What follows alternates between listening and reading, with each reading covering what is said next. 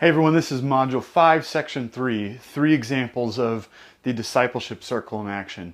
And in this video, we want to give you, 3 examples of the discipleship circle in action from stories in our own discipleship experiences. And obviously, for the sake of anonymity and trust, we are changing the names and definitely some of the more intimate details to protect these stories.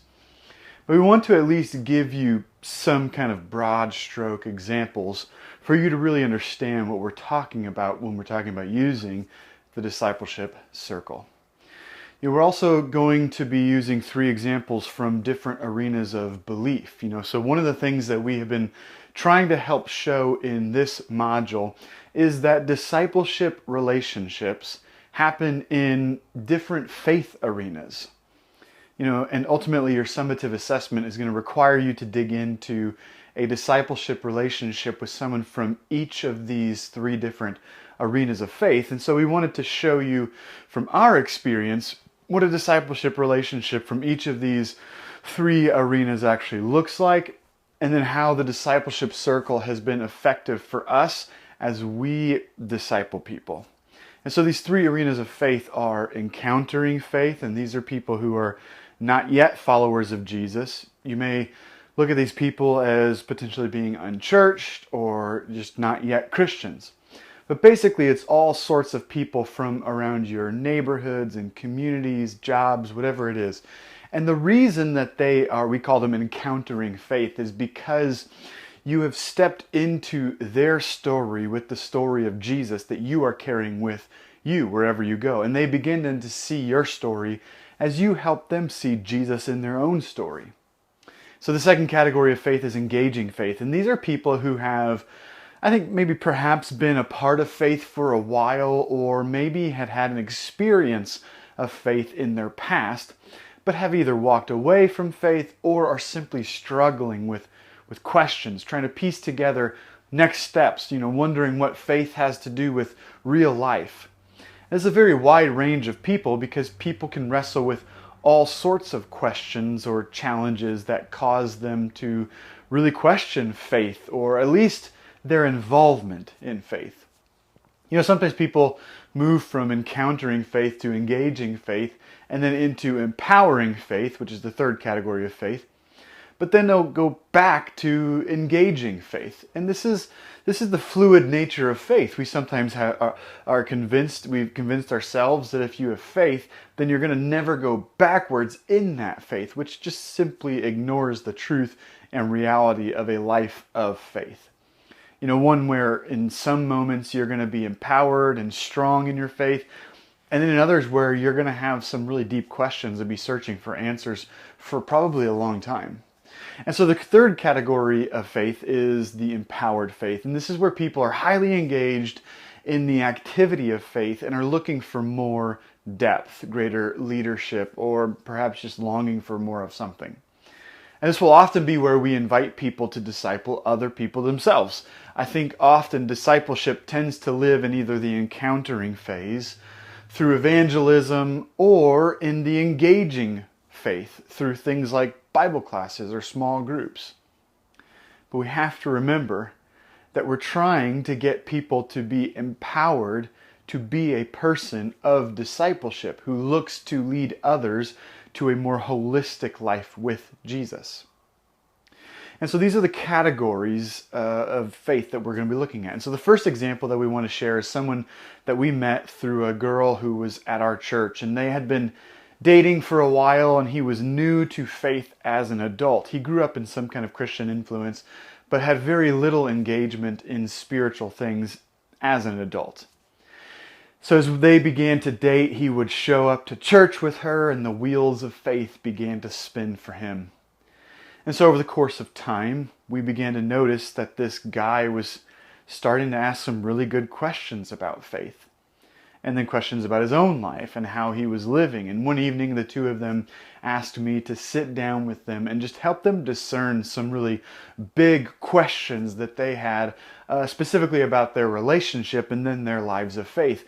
And I obviously said yes, because this was a God moment for them, and God was obviously doing something to invite them into alignment with Himself, and they were inviting me to help them discern what that was.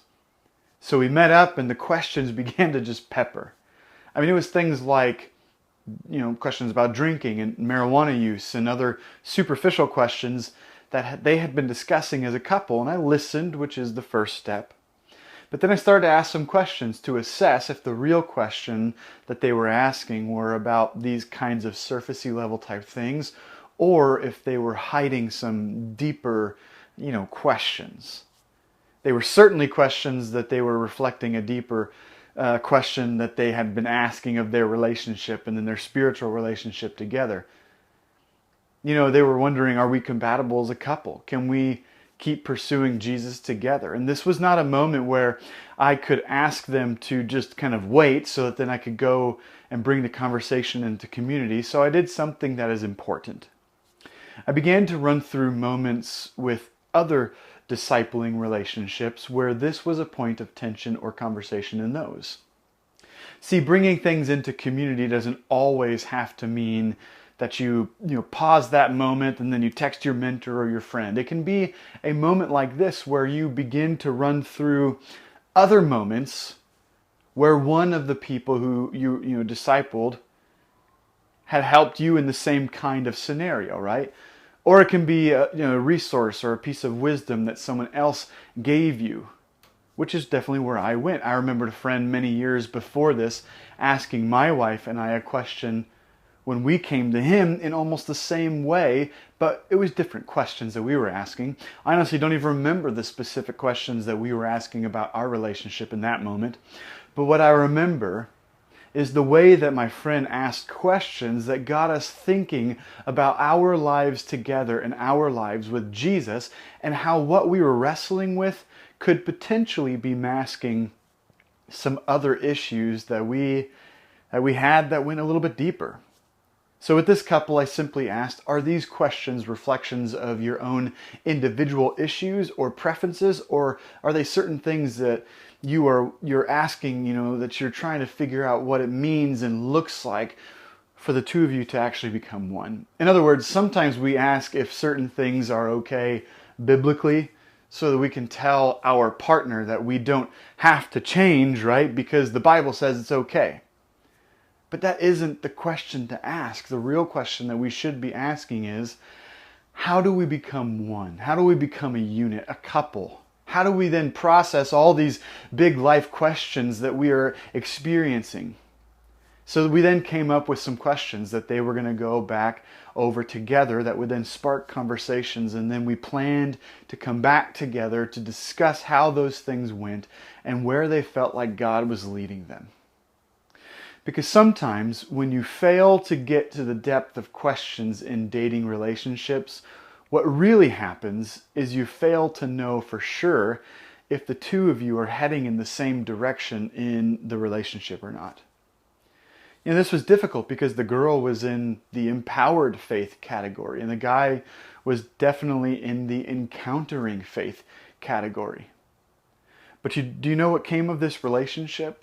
The girl actually ended up baptizing this guy. In that discipleship moment, what they needed from me was simply to have someone to help them discern their conversations, which were really about faith and being together as a couple in pursuit of faith, not necessarily things like drinking or smoking or whatever these superficial things were. The next example is from an engaging faith person. This guy had been a part of a church for a really long time, but in the most recent season of his life, he was really struggling with his church leadership specifically that had become fairly toxic, and it was abusive in some sense. And so he sends me this text that is obviously, that wanting he and I to get together, but it was very vague what he was talking about. It wasn't really a lot of information for me to know.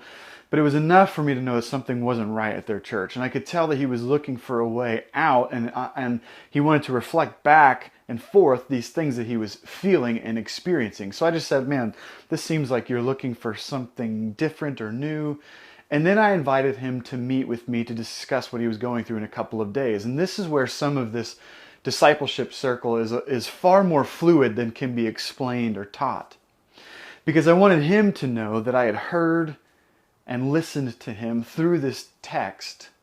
And so we text back and forth, but realistically there is only so much that we can learn and listen via the phone, right? So I invited him to coffee so that he and I could talk more, he could say more. But in this moment, it also gave me the opportunity to really assess the situation just a bit more before we met. See, I know my friend obviously. I know him very well, but I also know this church really well. I know the senior pastor there. I knew a lot of information and actually had some of my own feelings of discomfort towards what I was seeing as dysfunction in this church. But the point of my friend reaching out was not to discuss my feelings, it was so that he could share his own feelings. So this was a crucial moment of pulling back and assessing both the situation as best I could with what I had, the information that I had, but also assessing my own feelings and thoughts so that I could then enter back into the listening phase with the goal of being present with my friend. So he and I actually ended up meeting, and he just began to share all that was taking place at his church. Now, this is a pretty common style of the God moment for people who are in engaging faith. Their God moments will often come from certain types of crises or concerns that they're experiencing at their own church or context. Sometimes it's because they're seeing the church at large and they're wrestling. And then other times it's going to be more intimately connected to something that is going on in their local church setting. And this was certainly the case for my friend. The big question for my friend was, what do I do next? And see, at this point I didn't bring community into it immediately, but there was something that I did that involved the community. And so my friend and I have another mutual friend who is a counselor who also understands the situation and context of this specific church. And so I asked if he had had a chance to discuss this kind of situation with her, which he hadn't. We both agreed that she would be a beneficial person to bring into the conversation with us. And see, this is an example of bringing community into the discipleship moment. I didn't have to call her up or pause the moment right then, but he and I discussed who else could help shed some light on the moments that he was wrestling with and going through. Which then also was a part of the plan that we developed. The plan was to talk with this counselor friend of ours, then begin to heal through a few different methods. And then he and I would come back together in a couple of weeks to discuss how the plan was going and if there was more that was needed. And this is just a simple example of walking someone through the discipleship circle who is in an engaging faith arena of life. The final example that I want to kind of share with you is of someone in the empowering faith category. And this person is actually from my church. So again, I'm not going to use this person's name, but we work closely together on many things at my church. And over the past couple of years of COVID, I began to really sense that this person needed some Sabbath. To just simply pull back from leading and serving the way that they had been doing for many years now. And so I actually sensed a God moment that was kind of developing for a while within this person, honestly before they even knew it. And I asked to meet with them, and I said, look, would you like to take a sabbatical from your current role? Now I realize that without all the other information and pieces, this can perhaps appear like me being unhappy with this person's role or performance or whatever, and I was pulling them out of that place. But I assure you this is not the case. I could tell for a while that there was a shifting in desire and giftedness that was causing some angst and confusion in this person's role within our church. They had always been 100% bought in and generous with their time and their leadership, but they were letting on that their passion and gifting was actually shifting and changing, and had actually changed over the past years of COVID, but they didn't know what to do about it.